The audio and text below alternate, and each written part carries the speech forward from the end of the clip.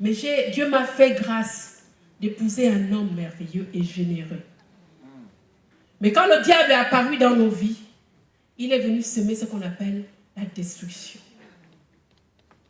J'ai connu la douleur de la séparation. J'ai même tenté le divorce en 2005, quand mon mari était déjà établi en France. Mais je vous assure une chose incroyable, je sais que Dieu veille sur nos vies. Amen. Dieu veille sur notre destinée. Amen. Dieu veille sur notre témoignage, même quand on ne le connaît pas. Et ce divorce n'a pas abouti. Séparé depuis 2 ans, depuis 3 ans, je suis en Afrique du Sud en 2007. Je commence à recevoir des prophéties de la restauration de mon couple. Et je dis, Seigneur, vous savez, quand on a goûté au Saint-Esprit, quand on a goûté au ministère, comme ça a été le cas pour moi, j'ai fait de Jésus ma seule raison de vivre. J'aime Jésus comme vous ne pouvez imaginer. Et j'ai fait de lui ma seule raison d'exister. Donc pour moi, la paix que le Saint-Esprit me procurait et la relation d'intimité que j'entretenais avec le Saint-Esprit ne me permettait pas de m'apitoyer sur ma vie de solitude. Je ne me sentais pas seule. Il m'arrivait dans mon lit de jouer et de rire avec le Saint-Esprit. Donc je ne connaissais pas la solitude d'une femme abandonnée. Je l'ai vécu avant. Je vous avoue que j'ai vécu très difficilement la séparation. De 2004 à 2006, quand je commence même le ministère. Mais quand je suis rentrée pleinement dedans, ma vie ne comptait plus. Amen. Je vivais pour Christ. Et peu importait, je n'avais plus rien. Je vivais les affaires dans le sac. Je savais qu'il allait me dire, va dans tel pays, et je décollais. Je n'avais plus rien. Je n'avais même pas de maison. J'étais SDF. Ou même SPF. Sans pays fixe. Alléluia. Donc vous voyez, je suis dans cette attitude de joie, de restauration.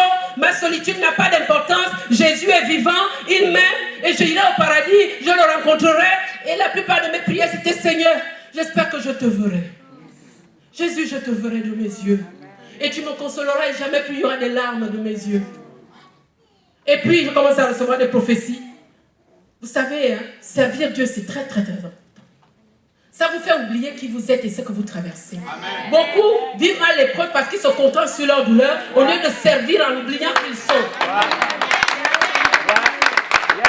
C'est une force de servir, de se sentir utile.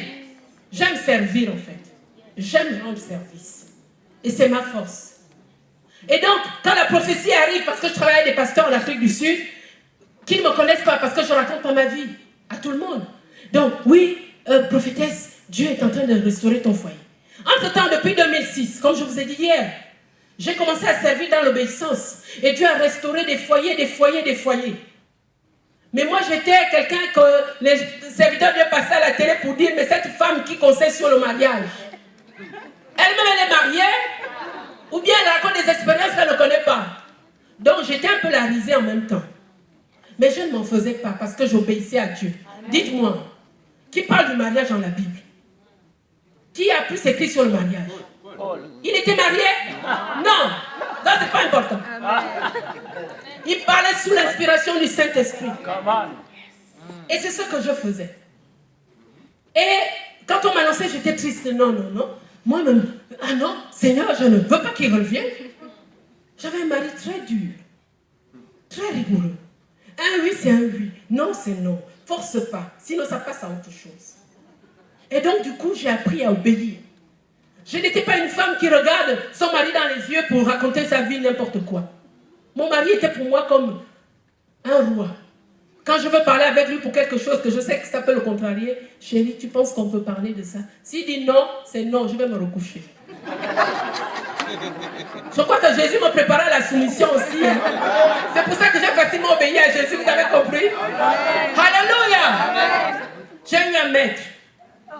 Si je suis la femme que je suis aujourd'hui, vous savez, Dieu transforme les épreuves difficiles. Alléluia. En force.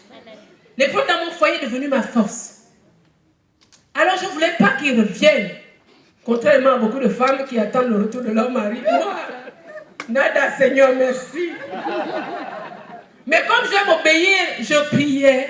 J'étais dans la prière. Seigneur, je veux ta volonté. Et en Afrique du Sud, j'avais l'acte de mariage et la lettre de divorce que j'avais faite en 2005. Et je suis rentrée dans un jeûne de 3 jours. À genoux pleurant, disant, Seigneur, mais est-ce que tu dois encore m'infliger vraiment cette épreuve? Pourquoi, Seigneur, je me sens bien avec toi?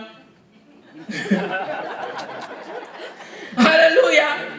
Et puis, j'avais à la main gauche la lettre de divorce et à la main droite l'acte de mariage. Et je dis, Seigneur, ce que tu voudras que je baisse comme bras, je vais baisser. Si c'est le divorce, je vais y aller. Mais l'Esprit me dit, non, je dois glorifier le nom de ton Seigneur que tu prêches. Et ça passe par le relèvement dans ton foyer. Et la restauration. Je veux parfaire ton témoignage. Parce qu'on t'a trop humilié là-dessus. C'est pour cela que je veux le faire. Laisse-moi faire. Alors j'ai pris la lettre de divorce, j'ai déchiré, j'ai posé l'acte de mariage sur le lit, j'ai commencé à prophétiser le retour de mon mari. J'ai dit, Seigneur, ainsi parles-tu, ainsi tu feras. Alors j'appelle là où il est en France, je ne sais pas ce qu'il fait ou comment il vit, je n'ai pas de nouvelles, mais Seigneur, je prie maintenant que tu touches, tu transformes son cœur et qu'à ce moment où il est, que je ressurgisse dans ses pensées. S'il m'avait mis dans l'oubli de son cœur, dans l'oubli de ses pensées, ravive, renouvelle, ranime sa mémoire en ce qui me concerne, au nom de notre alliance. Au nom de notre alliance. Je suis rentrée au Gabon. Je n'avais toujours pas de nouvelles. En décembre, je reçois un appel du prophète Sosten, comme je vous l'ai dit hier, qui m'invite à un séminaire sur le mariage. Parce qu'il a écouté des témoignages par-ci et là que j'exerçais dans le mariage. Il y a eu des effets du Seigneur, de la part de Dieu. J'accepte. Mais il ne connaît pas ma vie. Hein. Alléluia. Amen. Il ne sait pas à quel niveau je me tiens. Je me dis au prophète, homme, pasteur, j'y serai. Ok. En décembre, je dis, Seigneur, mais c'est quoi cette histoire? Je dois aller en France prêcher sur quoi? Le mariage. Je ne refuse pas. Hein? Mais tu dois d'abord faire un miracle instantané. Parce que si moi je dois y aller, c'est pas pour qu'on rie de moi, mais c'est pour que j'apporte un témoignage vivant. Amen. Je suis une femme déterminée. Moi, je connais qui je suis en Christ. Amen. Je connais qui est mon Père. Je connais l'amour qu'il me voue. Je sais ce qu'il est capable de faire pour moi. J'ai d'autres témoignages de la grandeur de Dieu. Amen. Comme d'avoir le bac alors que ce n'était pas possible. Alors j'ai dit, Seigneur, tu dois faire. Alors le 31 décembre, je fais la veillée de fin d'année qu'on fait, et puis je présente des offrandes dans une corbeille. Et je dis, Seigneur, voici, 2008 commence, je veux recevoir des nouvelles par SMS, par coup de fil, peu importe, je débloque les réseaux maintenant au nom de Jésus. Je débloque les réseaux. 1er janvier, pas de nouvelles. Mais entre-temps, moi je fais un SMS de la foi. Parce que le Saint-Esprit fait un SMS. Après 4 ans, un SMS, oh Seigneur. Je commence, l'orgueil veut monter. Non. Non. Dieu me dit, fais les SMS. Dans les SMS, je lui dis, tu sais chérie, peu importe le nombre d'années et ce que tu es devenu, qui tu as rencontré, tu es l'homme de ma vie. Amen. Et je vais juste te dire que je t'attends. Oh. Come on. Elle ne prend pas de distinction. Elle prend les choses à l'avance. Elle affronte les événements. Elle ne recule pas. Elle ne calcule pas. Elle travaille avec le ciel. Alors le SMS, 10 jours, je n'ai pas de nouvelles. 1er janvier 2, 3, 4. Le 10 janvier 2008, mon téléphone sonne. Je suis accompagnée d'un pasteur. Et le numéro qui s'affiche, je ne le connais pas. Mais l'esprit me dit, c'est ton mari qui t'appelle. Le pasteur me dit, qu'est-ce qu'il y a? Je dis, pasteur, je te dis ça pour que tu sois témoin. Le Saint-Esprit va me dire, c'est mon mari qui essaie de me joindre. Il dit, ah bon? Je dis, oui, on attend. Ça sonne encore. Le même numéro. Je prends. Allô? J'entends une voix qui dit, oui. Edwige? Je dis oui, c'est qui? C'est M. Banaboy. Je dis, oh chérie, c'est toi, je t'attendais. Je t'attendais. Mais tu es dormi trop longtemps. Je vais te bousculer dans la prière. Je t'attendais, chérie. Il n'y a pas eu de question de qu'est-ce que tu m'as fait par le passé. Pourquoi tu as fait ceci? Non, le passé n'existait plus pour moi. Dieu était en train de faire une chose nouvelle. Dieu m'avait dit dans Isaïe qu'il faisait une chose nouvelle.